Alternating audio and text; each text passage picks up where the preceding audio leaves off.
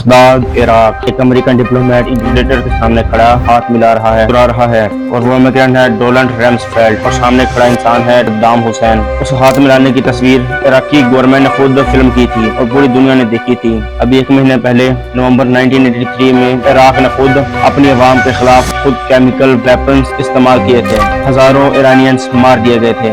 Rumsfeld نے اس کے بارے میں صدام سے بات نہیں کی، وہ کچھ اور کرنے آیا تھا دوستی۔ 20 سال بعد 2003 میں وہی رمسفیلڈ۔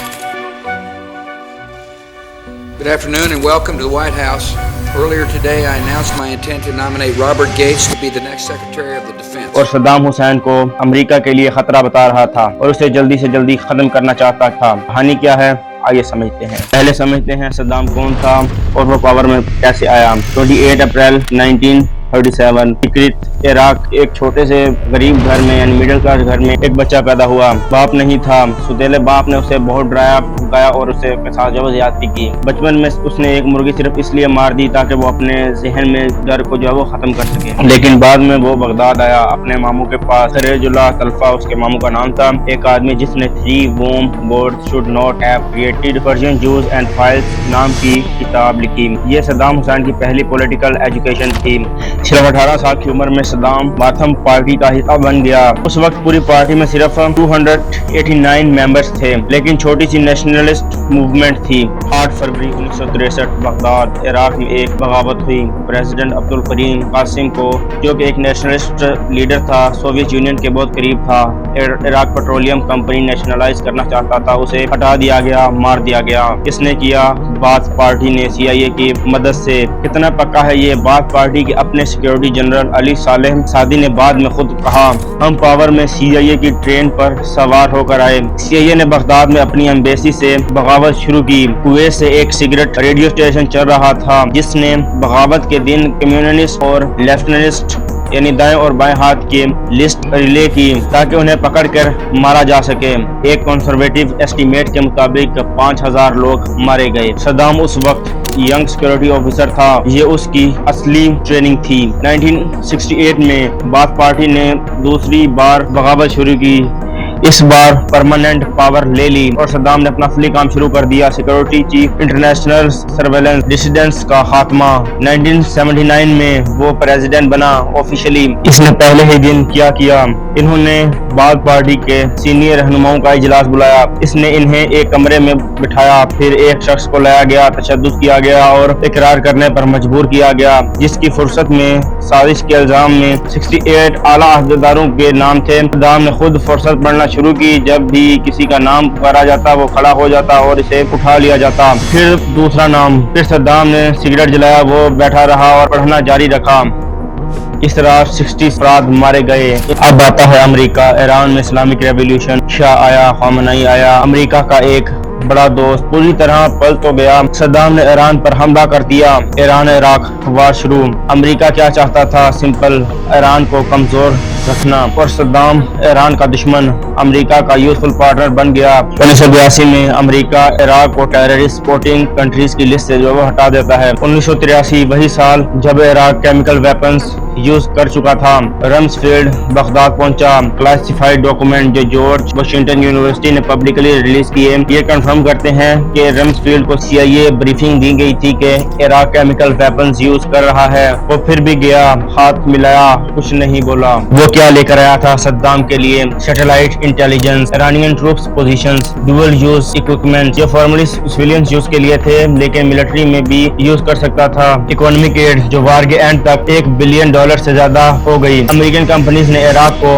بایولوجیکل میٹیریل سپورٹ کیے۔ 1985 سے 1979 تک الکوہلک انٹرنیشنل ایک امریکن کمپنی نے مسٹرڈ گیس عراق کو ایکسپورٹ کی۔ 1987 سے 1988 میں یہ ریکارڈ میں ہے۔ ڈیفنس انٹیلیجنس ایجنسی کے 8 آفیسرز نے ایران کو لاجسٹک سپورٹ دیا تاکہ وہ اپنے کیمیکل ویپنز زیادہ ایکوریٹلی استعمال کر سکیں۔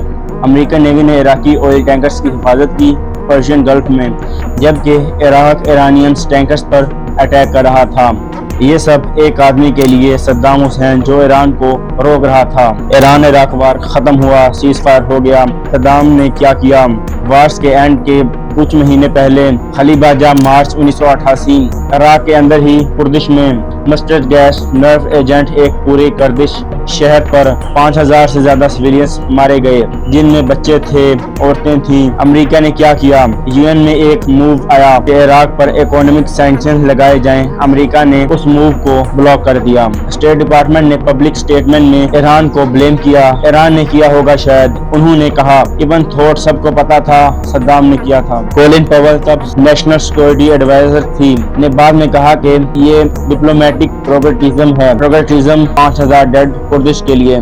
اگست 2 1990 صدام حسین نے کویت پر حملہ کر دیا اور اچانک اوور نائٹ وہ امریکہ کا یوزفل پارٹنر سے ہٹلر اور مڈل ایسٹ بن گیا۔ کویت یوں پیسے ایران عراق وار میں عراق 80 بلین سے زیادہ قرضے میں تھا۔ کویت سے 14 بلین قرضہ صدام حسین نے جو لیا تھا۔ صدام چاہتا تھا کہ ڈیپٹ کینسل ہو جائے، یعنی قرضہ ختم ہو جائے۔ کویت نے منع کر دیا اور کویت نے اپنے آئل پروڈکشن سے آئل کی پرائزز جو ہے وہ گرا دی، یعنی کم کر دی، جس سے ایران کے آئل ریونیو بھی گر گئے۔ لیکن ایک اور چیز بھی تھی، عراق کے US ایمبیسڈر گلفسی نے صرف ایک ہفتے پہلے کویت انویژن کی صدام سے ملاقات کی تھی۔ US میٹنگز کے نوٹس بعد میں لیک ہو گئے۔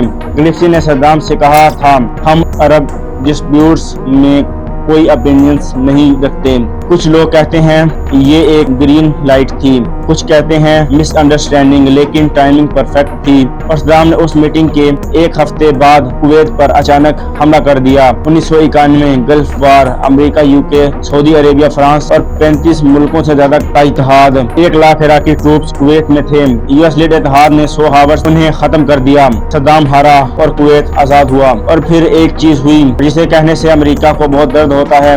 بش سینئرز نے اپریل 15 1991 کو ایک ریڈیو اسٹیشن براڈ کاسٹ میں کہا عراقی peoples should rise up and force Saddam Hussein to keep aside. عراقی شیعہ نے سنا، کردش کمیونٹیز نے سنا، انہوں نے سوچا کہ امریکہ ہمارے ساتھ ہے۔ انہوں نے ایوولڈ کیا۔ صدام کا ریپبلیکیشن گارڈ جو ابھی ہارا نہیں تھا، صرف کویت سے نکل گیا تھا، واپس آیا اور اس ریوولٹ کو کچل دیا۔ امریکن فورسز وہاں تھی، انہوں نے دیکھا، کچھ نہیں کیا۔ آج بھی اس بات کا پتہ نہیں ہے کہ کتنے لوگ مارے گئے، اسٹیمیٹ 50,000 سے 1 لاکھ کے بیچ ہیں۔ امریکہ نے کیوں نہیں روکا تھا صدام کو؟ صدام گرا تو عراق شیعہ میجورٹی ہونے کی وجہ سے ایران کے قریب چلا جائے گا اور وہ ایران سے زیادہ برا ان کے لیے۔ 1990 سینکشنز، UN نے ایران پر ہیوی سینکشن لگائے۔ Oil for food program, Iraq اپنے آئل بیچ تو سکتا تھا لیکن صرف فوڈ اور میڈیسنز کے لیے، ہر چیز کنٹرول میں۔ رزلٹ کیا ہوا؟ 1999 کی رپورٹ کہتی ہے کہ سینکشنز کی وجہ سے 5 لاکھ سے زیادہ عراقی چلڈرنز کی موت ہو گئی، انڈر 5 میجورٹی۔ 1990 کے کمپیریزن میں 5 لاکھ بچے۔ میلڈلونی البرائٹ اب امریکہ کی UN ایمبیسڈر تھی، سے 16 منٹس میں پوچھا گیا 5 lakh children have died,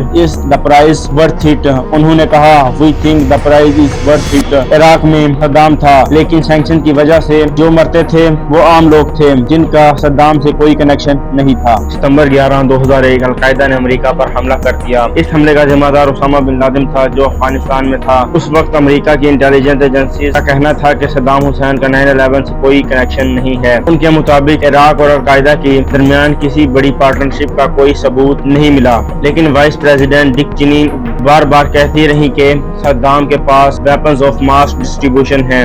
2003 میں پریزیڈنٹ جارج ڈبلیو بش نے اپنی اسپیچ میں کہا کہ عراق نے افریقہ سے یورینیم خریدنے کی کوشش کی ہے۔ بعد میں یہ کلیم غلط ثابت ہوا۔ 5 فروری 2003 کو US secretary of state Colin Powell نے یونائیٹڈ نیشنز میں عراق کے خلاف ثبوت پیش کیے۔ انہوں نے سیٹلائٹ امیجز، فون کالز اور دوسری انفارمیشن دکھائی اور کہا کہ یہ سب پکے فیکٹس ہیں، لیکن فرانس، جرمنی، رشیا اور چائنا اس بات سے متفق نہیں تھے۔ اس کے باوجود 20 مارچ 2003 کو امریکہ نے عراق پر حملہ کر دیا۔ صرف کچھ ہفتوں میں بغداد پر قبضہ ہو گیا اور صدام حسین کی حکومت گر گئی۔ USA کے بعد امریکن فورسز نے عراق میں ویپنز آف ماس ڈسٹریبیوشن یا WMDs ڈھونڈنے شروع کیے، لیکن کوئی WMDs نہیں ملا۔ بعد میں پتہ چلا کہ صدام حسین نے 1991 کے بعد اپنے زیادہ تر کیمیکلز اور بایولوجیکل ویپنز ختم کر دیے تھے، لیکن اس نے اپنی ملٹری کو بھی اس بات کا پتہ نہیں چلنے دیا۔ یعنی صدام حسین اپنی طاقت دکھانے کے لیے WMDs کا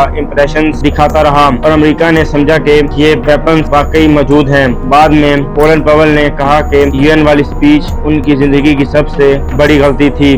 اس جنگ میں براؤن یونیورسٹی کے بوسٹن انسٹیٹیوٹ کے مطابق 1,85,000 سے زیادہ عراقی سویلینز مارے گئے، لگ بھگ 45,000 امریکن سولجرز بھی مارے گئے اور اس جنگ پر ٹریلینز آف ڈالرز خرچ ہوئے۔ عراق میں امن کی بجائے فرقہ وارانہ تشدد اور بعد میں IS ابھر کر سامنے آیا۔ دسمبر 2003 میں صدام حسین ٹکرت کے قریب ایک زمینی بنکر سے پکڑا گیا۔ 30 دسمبر 2006 کو بغداد میں اسے پھانسی دے دی گئی۔ یہ وہی صدام تھا جسے 1980 میں امریکہ نے ایران کے خلاف ووٹ کیا تھا، لیکن بعد میں دونوں ایک دوسرے کے دشمن بن گئے۔